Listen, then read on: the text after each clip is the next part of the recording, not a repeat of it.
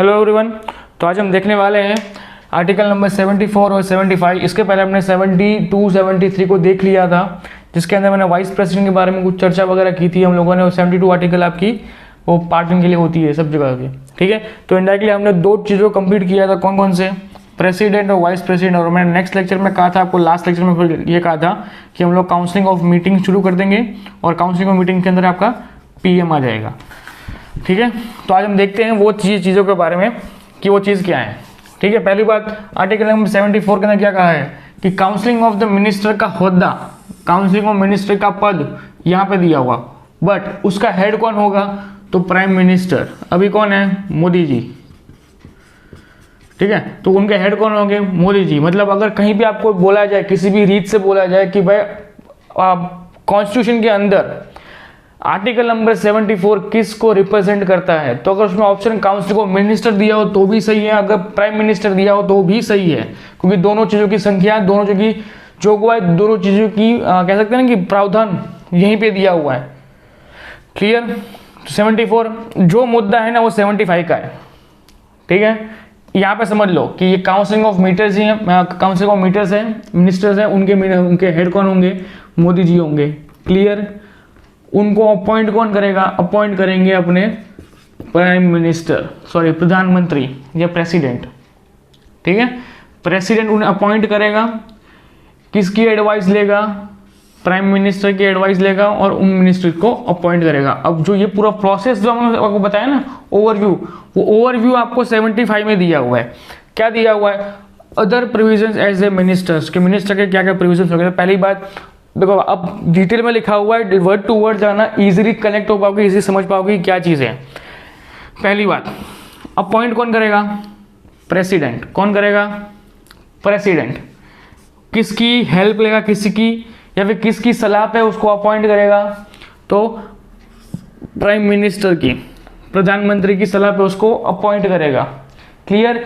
ये direct appoint नहीं कर सकते हैं, प्रेसिडेंट जी डायरेक्ट अपॉइंट नहीं कर सकते हैं, उन्हें कैबिनेट मिशन या सॉरी कैबिनेट मिनिस्टर की या फिर काउंसलिंग ऑफ मिनिस्टर की, दोनों की एडवाइस लेनी होगी। और उनका हेड कौन है, पीएम है, तो इनडायरेक्टली उनको किसकी हेल्प लेनी होगी, उन दोनों डिपार्टमेंट की हेल्प लेनी होगी। और हेल्प लेने के बाद अगर प्राइम मिनिस्टर जी कहते हैं कि हाँ इसको डिपार्टमेंट दे दो, तो अब लास्ट में प्रधानमंत्री खाली साइन करेगा, सॉरी प्राइम मिनिस्टर खाली साइन करेगा कि ठीक है ये डिपार्टमेंट हमने इसको दे दिया, क्लियर। यहाँ पे दूसरी चीज़ कि अभी तक हमने देखा कि वाइस प्रेसिडेंट है या प्रेसिडेंट है, उन होद्दों पे अगर खाली जगह हो तो कितने टाइम में फुलफिल होनी चाहिए, कितने टाइम पे उनमें री इलेक्शन होना चाहिए, वो अपने हर डिटेल में आपको हर चीज़ समझ में आई।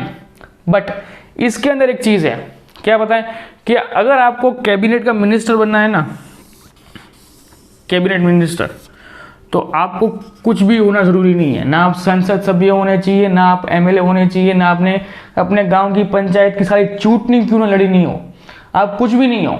बट अगर पीएम ऑफिस से लेटर आता है कि भाई हरदीप सर आपको हम बनना चाहते हैं एजुकेशन मिनिस्टर, हम चाहते हैं कि आप एजुकेशन मिनिस्टर बन जाओ, तो हाँ मैं कैबिनेट मिनिस्टर बन गया, चलो डन। नाउ कल की सुबह के हेडलाइन में आ जाएगा new cabinet minister Hardeep Singh करके आ जाएगा, ठीक है। बट उसी के सामने एक चीज़ देखो, क्या चीज़ बताए, कि मुझे 6 महीने के अंदर मुझे अपनी बहुमत साबित करनी पड़ेगी। किसी भी स्टेट में, किसी भी राज्य के अंदर, कहीं पे भी कोई सा भी एक सीट पकड़ के मुझे उसके ऊपर इलेक्शन लड़ना होगा और उस इलेक्शन के ऊपर मुझे बहुमत लानी पड़ेगी, तभी मैं कोई एजुकेशन मिनिस्टर 6 महीने बाद भी मैं कंटिन्यू रह सकता हूँ। अदरवाइज 6 महीने बाद मुझे अपने पद से रिजाइन देना होगा। क्यों, क्योंकि मैं उस पर्टिकुलर सीट के ऊपर हार चुका हूँ, क्लियर। कोई भी आम इंसान हो, एनी आम इंसान, कोई भी आम इंसान हो, ठीक है, अगर उसको बोल दिया जाए कि भाई तू कल से इस डिपार्टमेंट का, तू खेल मंत्री बन चुका है कल से, चल ठीक है, तू स्पोर्ट्स कैबिनेट मिनिस्टर कल से तू होगा।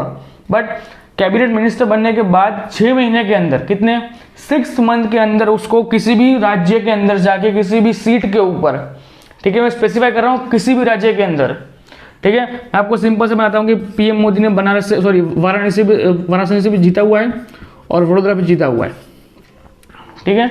वो आपको डिटेल में बताऊंगा कि किस किस सीट से कितने लोग किस तरह सीट जीतते हैं, वो डिटेल में बताऊंगा बाद में, ठीक है। अभी समझते हैं ये चीज़ें, क्लियर।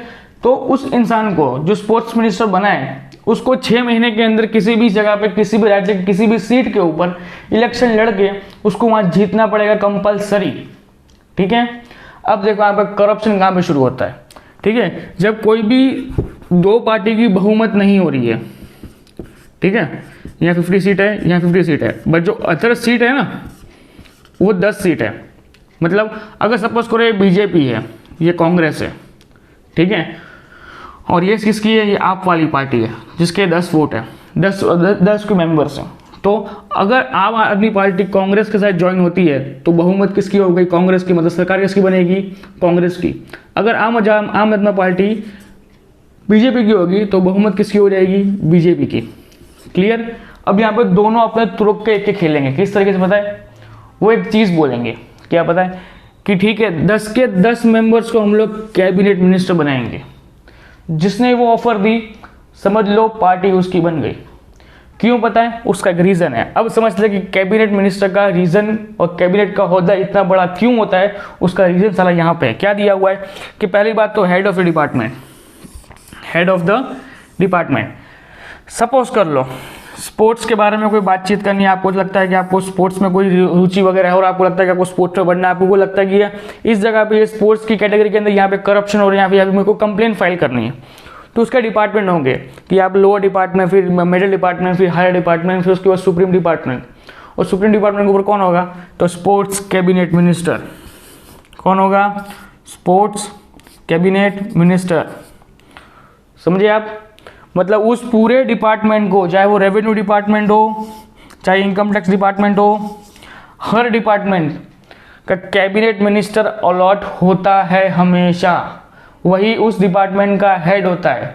समझ में आया कि बहुमत लाने के लिए उनको क्या बोला जाएगा कि 10 के 10 मेंबर्स को कैबिनेट मिनिस्टर बनाएंगे हम लोग। सीएम मतलब याद रखना कैबिनेट मिनिस्टर, ठीक है, मुख्यमंत्री नहीं। क्लियर। तो किसी भी डिपार्टमेंट का हेड होता है ना, वो होता है कौन, cabinet minister. Department of head cabinet minister.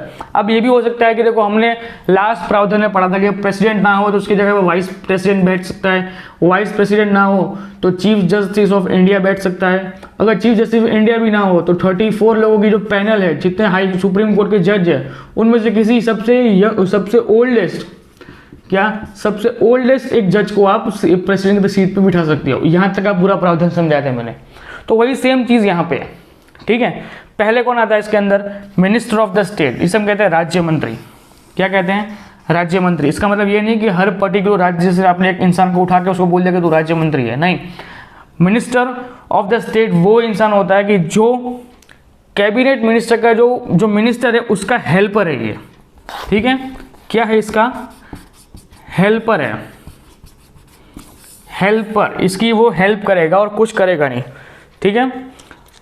दूसरी चीज कि उसी के नीचे आता है एक और चीज, कौन सी आती है, को मिनिस्टर ऑफ द स्टेट, मतलब कि उप मंत्री आता है। ये भी एक आपका एक टाइप का हेल्पर है, पर इससे कोई वैल्यू नहीं, इतनी है नहीं, इसलिए इतना किसी को डिस्कस करते नहीं लोग इसमें उसके बारे में, क्योंकि इसको मोस्ट ऑफली कहीं पे उपयोग किया जाता ही नहीं। इसलिए मुद्दा आता है यहाँ पे इंडिपेंडेंट मिनिस्टर। ठीक है, ये कौन है, यही सबसे मेन मुद्दा है, यही से आपको समझना है। क्या चीज़ है कि अगर किसी भी रीजन से कुछ भी होने के बावजूद भी अगर मिनिस्टर ऑफ स्टेट के पास वो पावर्स नहीं है जो डिपार्टमेंट के पास है, मतलब कैबिनेट मिनिस्टर अगर अवेलेबल नहीं है तो मिनिस्टर ऑफ स्टेट उसकी सीट पे नहीं बैठ सकता। उसकी सीट पे कौन बैठेगा, तो इंडिपेंडेंट मिनिस्टर ही बैठेगा। क्लियर, याद रखना, कैबिनेट मिनिस्टर अगर नहीं है तो उसकी सीट पे कौन बैठेगा, इंडिपेंडेंट मिनिस्टर बैठेगा। क्लियर, वहां पे मिनिस्टर ऑफ द स्टेट नहीं बैठेगा, क्योंकि मिनिस्टर ऑफ स्टेट को पावर्स दी ही नहीं गई हैं कि आपको वहां बैठना है। क्लियर, बैठेगा कौन, इंडिपेंडेंट मिनिस्टर। क्यों, उसके पास पावर है कि वो उस सीट पे जाके बैठ सकता है, उस सीट के जाके, क्योंकि इनकी कोई सीट प्रावधान नहीं दी होती है।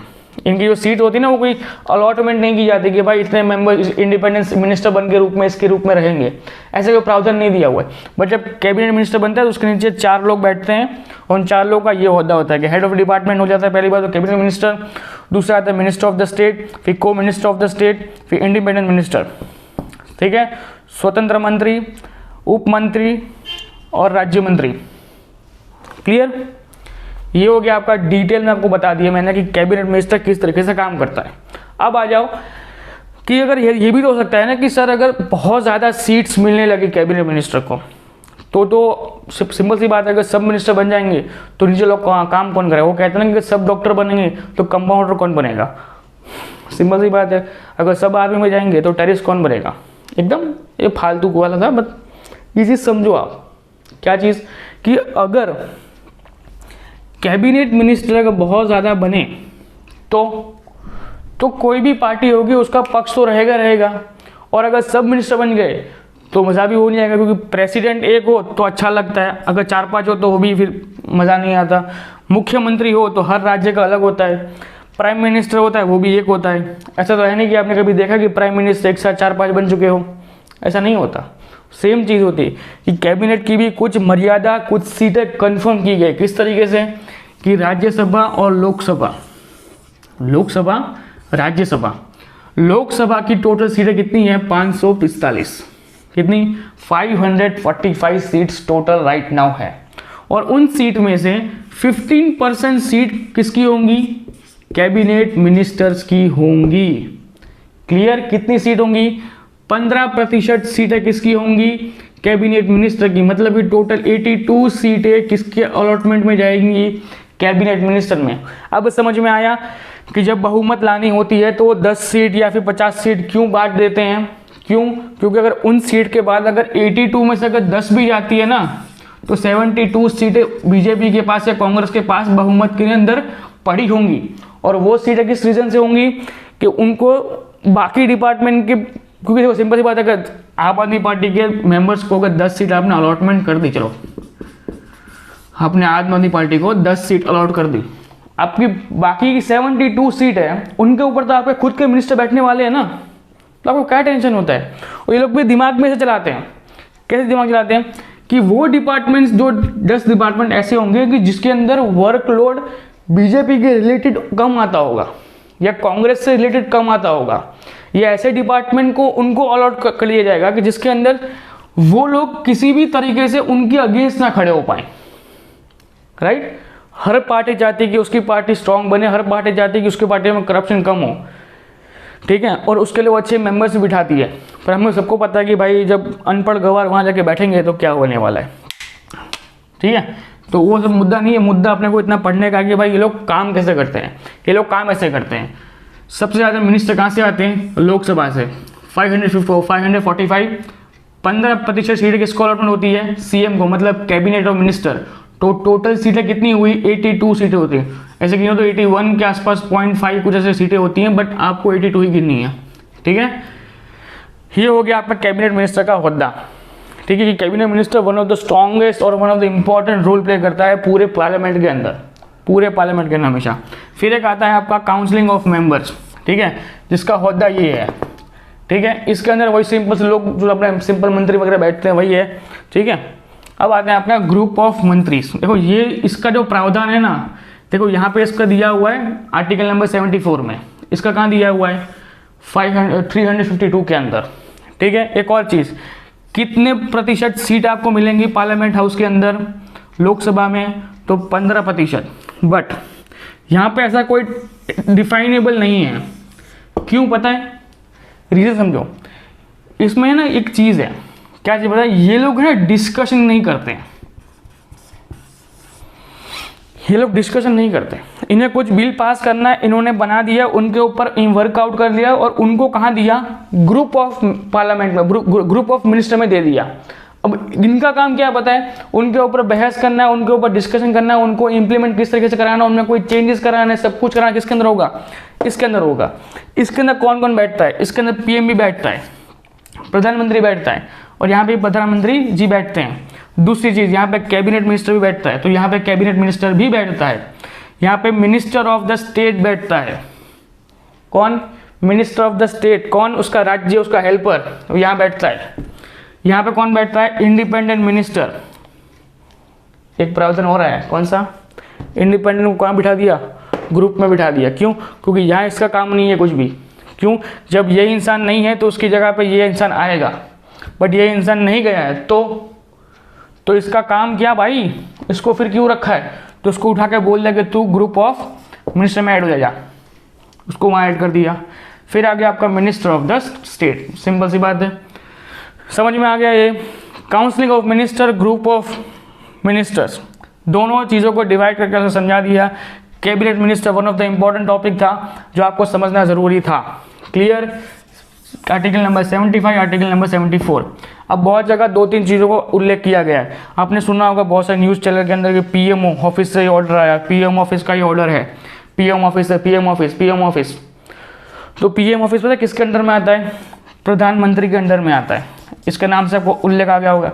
बट एक चीज़ है यहाँ पे, एक चीज़ क्या पता है कि पीएमओ ऑफिस के अंदर आलतू फालतू लोग नहीं होते, ठीक है, पीएम ऑफिस के अंदर आलतू फालतू लोग नहीं होते। वहाँ पे कौन बैठते हैं, तो जो इंडिया के टॉप आईएएस अधिकारी होते हैं ना, जो टॉप मोस्ट आईएएस ऑफिसर्स, वो पीएम ऑफिस में बैठते हैं। इसलिए हमेशा कहा जाता है कि अगर कोई भी किस्सा है, कोई भी चीज़ आपके अगर देश में सुनी नहीं जा रही है और अगर किसी भी तरीके से पीएम ऑफिस के अंदर घुस गई, तो याद रखना उसका डिसीजन भी बहुत जल्दी आएगा और उसके ऊपर निर्णय भी बहुत जल्दी लिया जाएगा। क्यों? क्योंकि ये एक ऐसी बॉडी है कि जिसके ऊपर किसी का हक नहीं है। हाँ, इनका हेड है, इनके हेड प्रधानमंत्री है, बट वो अपने डिसीजन सुनाने के लिए स्वतंत्र हैं। बट डिसीजन सुनाने से पहले देखो, ये लोग कितने दिमाग वाले थे, आपको खैर यहाँ से समझ में आ रहा होगा कि डिसीजन सुनाने से पहले आपको रिपोर्ट जमा करानी होगी उस टाइम के पीएम को, जो उस टाइम पे प्रधानमंत्री होगा, आपको उसको अपनी रिपोर्ट देनी है। अब सिंपल सी बात है, अगर आपने कोई करप्शन का चार्जेस किया हुआ है, आपको प्रूफ हो रहा है वहाँ पे, ठीक है, और तो प्रधानमंत्री कभी नहीं चाहेगा कि उसकी पार्टी का वो चीज़ पब्लिकली डिले हो जाए या पब्लिकली वो डिस्प्ले हो जाए कि भाई इसकी बीजेपी की पार्टी या कौन सी पार्टी इतनी करप्ट पार्टी है। क्लियर? तो वो ना हो, इसलिए क्या करेंगे वो लोग, उस रिपोर्ट में कुछ चेंजेस करने को बोलेंगे उस आईएएस ऑफिसर को, और आईएएस ऑफिसर कभी चेंज करेगा नहीं। समझ में आया? किसी भी तरीके से, इसलिए लोग हमेशा कहते हैं कि पीएम ऑफिस तक मुद्दा पहुंचा दो, पीएम ऑफिस तक मुद्दा पहुंचा दो, वहाँ पे डिसीजन बहुत जल्दी आता है। और वो बहुत एजुकेटेड लोग होते हैं, वहाँ मिनिस्टर की तरह अनपढ़ गवार लोग नहीं बैठे होते हैं, वहाँ पे प्रॉपर यूपीएससी पास करके टॉप कैटेगरी के आईएएस ऑफिसर बैठे होते हैं, जिनको वर्ल्ड लेवल का और इंडिया लेवल का इतना नॉलेज होता है, जितना हम बियॉन्ड द, कहते हैं बियॉन्ड द माइंड, कि तुम सोच नहीं सकते उतना उनके पास नॉलेज होता है उस चीज़ को लेके। तभी वो लोग उतने बड़े ओहदे पे विदाउट एनी इलेक्शन या विदाउट एनी थिंग वो डायरेक्ट सलाह देते, किसको? प्राइम मिनिस्टर को सलाह दे सकते हैं डायरेक्ट, यूँ फेस टू फेस करके बोल सकते हैं, सर ऐसा नहीं, ऐसा करो, ऐसा करो, वो कर सकते हैं। क्यों? वो उस लेवल के आईएएस ऑफिसर हैं। अब 2-3 चीज़ें, जो 2-3 टर्म है ना, वो चीज़ें हैं, एक है आपका किचन कैबिनेट और एक है आपका सुपर कैबिनेट। पहले समझते हैं कि सुपर कैबिनेट क्या है। सुपर कैबिनेट मतलब इसका इनडायरेक्टली नाम हो गया अभी नीति आयोग। क्या हो गया है? नीति आयोग। नीति आयोग हम लोग आगे के लेक्चर्स में पढ़ने वाले हैं, जिसके अंदर आपका सीबीआई आ जाएगा, सेंट्रल ब्यूरो ऑफ इन्वेस्टिगेशन आ जाएगा, सीआईडी आ जाएगा, पीआई का जो रैंक होते हैं, मतलब इनडायरेक्टली सारी वो नॉन कॉन्स्टिट्यूशनल बॉडीज, क्या कहेंगे उसको? Non constitutional body. इसको बाद में ऐड किया गया, याद रखना, इसको बाद में ऐड किया गया, बट इसको हम क्या कहेंगे? Non constitutional bodies. वाई? क्योंकि इनका कॉन्स्टिट्यूशन के अंदर कोई प्रावधान नहीं है, ये कॉन्स्टिट्यूशन से लगती वगती नहीं है। जब मन किया तब इम्प्लीमेंट किया, जब मन किया तब कैंसिल किया, जब इसमें कोई भी चेंज करने हो जब चेंज कर सकते हो आप। इसका कोई भी रिपोर्ट आपको जमा नहीं करनी, बट इसको रिपोर्ट किसको देनी है? मात्र एक इंसान, किसको? पीएम को रिपोर्ट देनी होगी, और पीएम के कहने पर ही इसको हर वो चीज़ करने का मौका मिलेगा। बट इसमें एक और प्रावधान है। क्या चीज़ का प्रावधान है? कि कैबिनेट मिनिस्टर्स ठीक से काम कर रहे हैं कि नहीं कर रहे हैं, वो चेक कौन करेगा? नीति आयोग। किस तरीके से? कि अगर पीएम मोदी ने किसी बिल के अंदर ये बोल दिया कि भाई मैं देश में इतने लोगों को ये सब कुछ देने वाला हूँ, वो पॉसिबिलिटी कितनी है, वहाँ तक उस इंसान तक पहुँचेगा किस तरीके से, पूरा रूट बनाना, सप्लाई करना, वो हर वो चीज़ वो किसके अंडर में आएगा? नीति आयोग में। ऐसा नहीं है कि पीएम मोदी ने किसी कैबिनेट मिनिस्टर को बुला के जरा भाई ले 100 करोड़ तक को दिए, जा स्पोर्ट्स मिनिस्टर बन जा और तू देश का विकास कर। नहीं, आप उसको नहीं दे सकते हो। किसको दोगे? पहले सबसे पहले नीति आयोग के पास जाएंगे, नीति आयोग उसके ऊपर डिस्कशन करेगी, उसके ऊपर इम्प्लीमेंट करेंगी कि 100 करोड़ देने की ज़रूरत है तो दो, होना नहीं है तो मत दो। किस काम के लिए चाहिए तो वो डिस्कशन करेंगे वो लोग बैठ के वहाँ पे, कि हाँ भाई इसके लिए इतना खर्चा है, इसके लिए इतना खर्चा, इसके लिए इतना खर्चा, इतने में ख़त्म होता है, ठीक है, इतने पैसे मिलेंगे भाई तेरे को, जा खत्म। ये होता है नीति आयोग का काम। नीति आयोग आगे बहुत आगे आएगा, आपको नॉन कॉन्स्टिट्यूशनल बॉडीज ही मैं आपको बता दूंगा कि कॉन्स्टिट्यूशन के अंदर बहुत सारे ऐसे पार्ट्स हैं जो कॉन्स्टिट्यूशन के अंदर लिखे हुए नहीं हैं, बट उन्हें हम गिनते हैं ऐसे, उनका एक हिस्सा गिन सकते हैं इनको, कि इनके ऊपर वॉच रखने के लिए कुछ ना कुछ चाहिए, उस हिसाब से हम गिन सकते हैं। एक आता है बात किचन कैबिनेट। इसके लगते क्वेश्चंस मैंने आज तक देखे नहीं है, क्योंकि इतना कुछ खास है भी नहीं। क्या होता है, किसके लिए इंप्लीमेंट होता है? पीएम की फैमिली के लिए या सीएम की फैमिली के लिए, ठीक है, या फिर मिनिस्टर जितने होते हैं उन सब पे ये लागू पड़ता है। क्या होता है किचन कैबिनेट? इसमें होता इंडायरेक्टली ये है कि भाई अगर आपका बच्चा हो या आपकी बच्ची हो या आपका कोई लगता वगता वैसा इंसान हो कि आप चाहते हो कि उस इंसान को मैं किसी बड़े ओहदे के ऊपर बिठाना चाहता हूँ, तो आप बिठा सकते हो। मैं आपको सिंपल सा एग्जांपल देता हूँ। हमारे अभी अमित शाह जो हैं, उनका जो बेटा है जय, उसको उन लोगों ने सीधा बीसीसीआई का प्रेसिडेंट बना दिया। हालांकि उसको ना क्रिकेट खेलना आता है, ना उसको उसके बारे में नॉलेज है, ना उसके पास उसका उस फील्ड का कुछ एजुकेशन है, फिर भी उसको जिसमें बिठा दिया। क्या? क्यों? क्योंकि आप किचन कैबिनेट का यूज़ कर रहे हो। क्या यूज़ कर रहे हो? किचन कैबिनेट का। और किचन कैबिनेट में ये प्रावधान दिया हुआ है कि आप अपने स्वार्थ के लिए या आप अपने किसी भी और चीज़ के लिए आप अपने किसी सगे संबंधी को किसी भी जगह पे कुछ रख सकते हो। मैं आपको सिंपल एग्जांपल देता हूँ। सिंपल, जब छोड़ो विवाद हो जाएगा, रहने दो, अभी चैनल ग्रो करना है, बंद नहीं करना है, इसलिए भी कोई ऐसा फालतू स्टेटमेंट नहीं, ठीक है। तो ये हो गया आपका आज का 74-75 लेक्चर। छोटा था, डिटेल में समझाना था, क्योंकि ये चीज़ें वो हैं कि जो आपको बहुत कॉम्प्लिकेट अब लगने लगेंगी, क्योंकि अभी तक प्रेसिडेंट वाइस प्रेसिडेंट वो दोनों अलग टर्म थी, उनको समझना ईजी था, ठीक है। मैंने एक बार कहा था कि 74 में प्रेसिडेंट प्राइम मिनिस्टर दिया हुआ है। एग्जाम्स में पूछा जाएगा तो याद रखना, काउंसिलिंग ऑफ मिनिस्टर के है साथ साथ पीएम भी दिया हुआ है, और काउंसिलिंग ऑफ कैबिनेट मिनिस्टर किसमें दिया हुआ है? 75 में दिया हुआ है, ठीक है। उनके प्रोविजन वो किस तरीके से काम करेंगे, क्या होगा उनका, किस तरीके से उनको काउंसिलिंग मिनिस्टर बनने के प्रोसीजर जो कुछ भी है वो किस में दी हुई है? तो 75 में दी हुई है। उन्हें अपॉइंट कौन करेगा? तो प्रेसिडेंट। किसकी सलाह पे करेगा? तो पीएम, प्रधानमंत्री की, ठीक है। अगर मेरे को आज कैबिनेट मिनिस्टर बनाया जाता है, अगर मैं सुबह अगर उठ के मैं न्यूज़पेपर खोल के देखता हूँ, उसमें लिखा है कि Hardeep you are now the cabinet minister of education, तो एजुकेशन का कैबिनेट मिनिस्टर बन चुका हूँ, तो मुझे 6 महीने के अंदर, कितने, विथिन 6 मंथ के अंदर मुझे अपनी मेजोरिटी उस सभा के अंदर अपनी साबित करनी पड़ेगी कि हाँ भाई मैं इस पद के लायक हूँ, और बॉस वो साबित हो जाती है। क्यों? क्योंकि अगर आपके ऊपर प्रधानमंत्री का हाथ हो फिर तो क्या बात है, ठीक है, मिल जाती है भाई सीट।